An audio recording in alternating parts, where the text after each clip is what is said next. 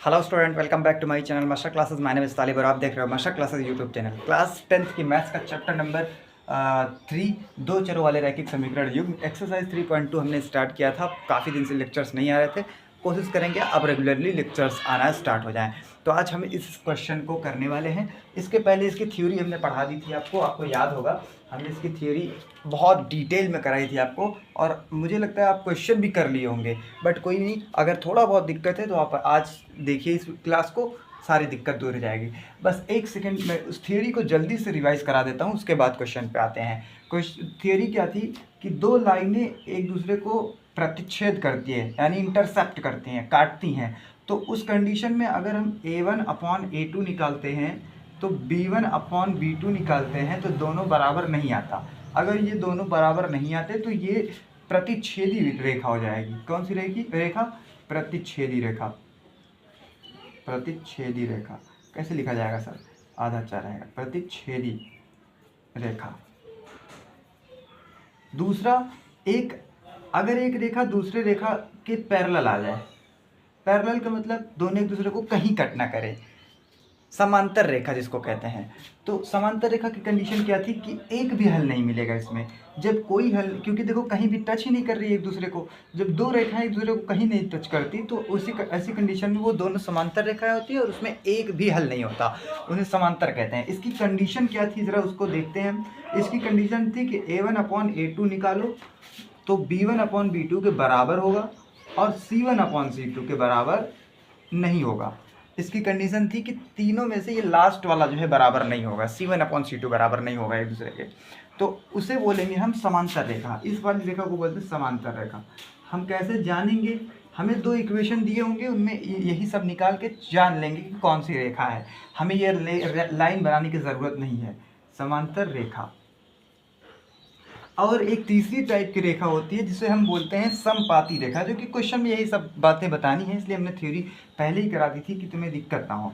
देखो ये पहली इसके लिए है, दूसरा समांतर रेखा के लिए है ये, और अब हम तीसरा चल रहे हैं करने। तीसरा कौन सी रेखा होती है? तीसरी रेखा होती है भैया जो उसी के ऊपर आ जाए, जिसको तरुपर कहते हैं गाँव की भाषा में हम लोग। ठीक है, एक दूसरे के ऊपर, जैसे एक रेखा ये है, उसी के ऊपर एक रेखा और बना दे, हम थोड़ी सी मोटी बना दे रहे हैं जिससे कि आपको नज़र आए, विजुलाइज हो जाए।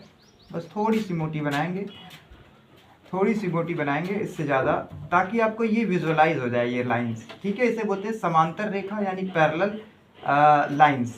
पैरेलल लाइंस देखिए, उसी के ऊपर एक दूसरे के ऊपर दो लाइंस हैं, उन्हें बोलते हैं पैरेलल लाइन, समपाती रेखा। ठीक है, उनको बोलते हैं समपाती रेखा।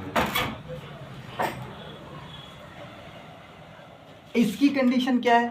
इसकी कंडीशन है कि इसमें A1/A2 निकालोगे सर तो वो B1/B2 के बराबर आएगा और C1/C2 के भी बराबर आएगा, मतलब तीनों बराबर हो जाएंगी। ठीक है, नहीं समझ आया? समझ आ गया होगा। क्यों? क्योंकि इसकी थियरी हमने इसके पहले क्लासेस में करा दी है। और मैं हमेशा कहता हूँ प्लेलिस्ट के थ्रू पढ़ाई कीजिए, जिससे आपको लाइन बाय लाइन सारे वीडियोस मिले और एक भी वीडियोस गैप ना करिए। सारे वीडियोस को बहुत ध्यान से, शिद्दत से देख डालिए। मैंने एक एक रेज़ा क्लियर करके पढ़ाया है। अगर आप सारे क्लासेस को लाइन से देखेंगे, गारंटेड है कोई भी चीज़ मिस नहीं की गई है, आपको सब समझ में आएगा। चलिए, इतनी थ्योरी से आप ये 3 क्वेश्चन हैं इस दूसरे वाले क्वेश्चन में। आप कहोगे दूसरा क्वेश्चन से क्यों स्टार्ट किया? पहला क्वेश्चन भैया हमने इसके पहले क्लास में कराया था।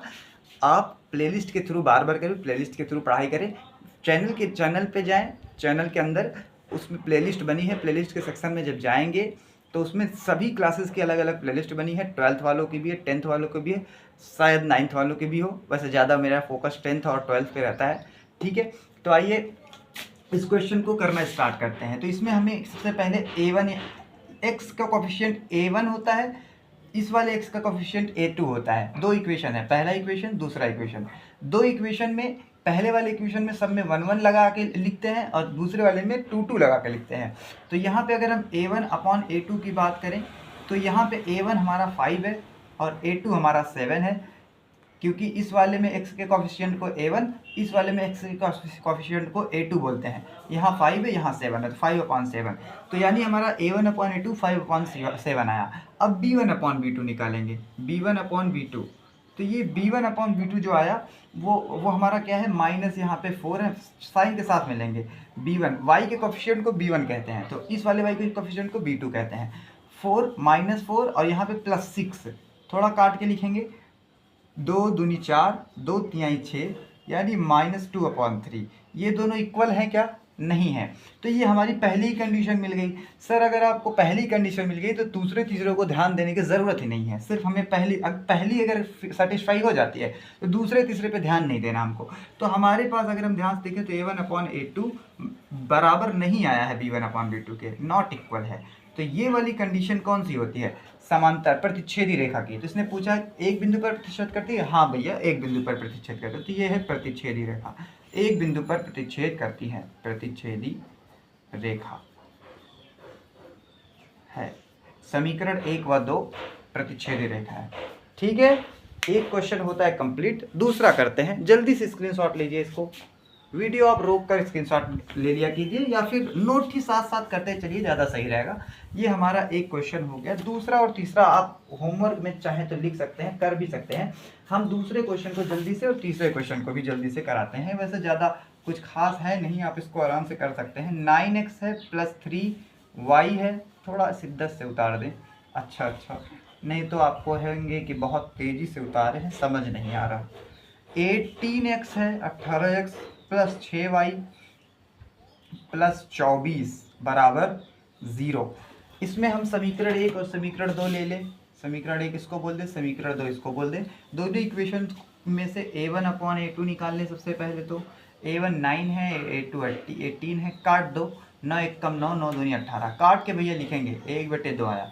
अब b1/b2 इसी तरीके से निकाले जरा।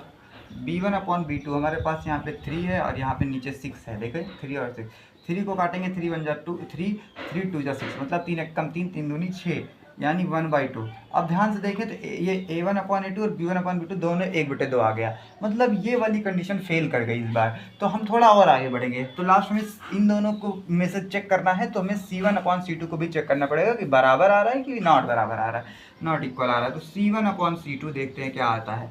c1 हमारा है 12 और c2 है हमारा 24, काट पीट के 12 1 कम 12, 12 दूनी 24, देख लीजिए 12 1 कम 12, 12 दूनी 24, तो यहाँ पे भी 1/2 आया। तो हमें ये तीनों बराबर मिले, तो तीनों बराबर होती है इस कंडीशन में, जिसको संपाती कहते हैं। ये संपाती है भैया, ये यहाँ पे लिख लेना, संपाती रेखा है, और ये संपाती रेखा है। तो भैया हमारे पास यहाँ पे आया है, जगह कहाँ पे है, चलो यहाँ कर देते हैं। a1/a2 बराबर है b1/b2 के, बराबर है c1/c2 के, लिख देना। अतः दिए गए समीकरण में दोनों रेखाएं समपाती हैं, लिख देना इतना, ठीक है। दिए गए समीकरण में दोनों रेखाएं समपाती हैं, समपाती है।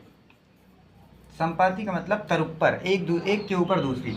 नोट करिए जल्दी से, तो तीसरा करें, ज़्यादा देर नहीं लगनी चाहिए। ये बहुत ही इजी क्वेश्चंस हैं, तो इसमें बहुत ज़्यादा एफर्ट करने की ज़रूरत नहीं है समझने के लिए कि बहुत मेहनत लगेगी, ऐसा कुछ नहीं है। ज़्यादा मेहनत वाले सवाल जो होंगे उनको मैं बहुत अच्छे से डिटेल में समझाऊंगा। वैसे सारे क्वेश्चन ही डिटेल में समझाता हूँ, तो थियरी पे आप ध्यान देंगे तो क्वेश्चंस बड़े इजी लग जाएंगे। इसलिए मेरी जो पहली क्लास हो, पहली क्लास मतलब जब कोई किसी चैप्टर, किसी एक्सरसाइज को स्टार्ट करने से पहले जो बातें मैं बताऊं वो बहुत काम की होती हैं, उनको आप ध्यान से सुनिए, तो आपको चैप्टर में इंटरेस्ट भी आएगा, प्लस आपको सारी बातें पता भी रहेंगी, लगेगा कि हमने तो ये सारा पढ़ रखा है।